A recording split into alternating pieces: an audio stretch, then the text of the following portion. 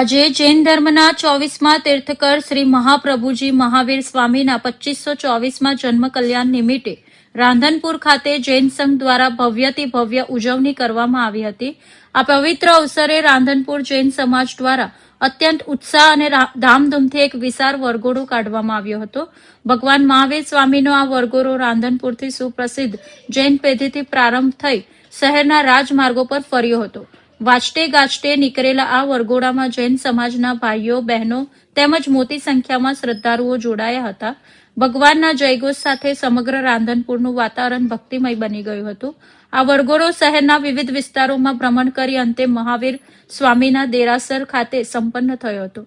આ મહોત્સવમાં પૂજ્ય ગુરુ ભગવંતો અને મહારાજ સાહેબોની પાવન નિશ્રા પ્રાપ્ત થઈ હતી। કાર્યક્રમમાં રાંધનપુર જૈન સંઘના પ્રમુખ શ્રી હરેશભાઈ મસાલિયા, જૈન સંઘના અગ્રણી શ્રી ધીરુભાઈ સંઘવી તેમજ સંઘના અન્ય આગેવાનો અને કાર્યકરો મોટી સંખ્યામાં હાજર રહ્યા હતા। મહાવીર જયંતિના આ પવિત્ર અવસરે માત્ર જૈન સમાજ જ નહીં પરંતુ અન્ય સમાજના લોકો પણ મોટી સંખ્યામાં વરઘોડામાં જોડાયા હતા, જે રાંધનપુરની કોમી એકતા અને પરસ્પર ભાઈચારાનું ઉત્કૃષ્ટ ઉદાહરણ પૂરું પાડે છે।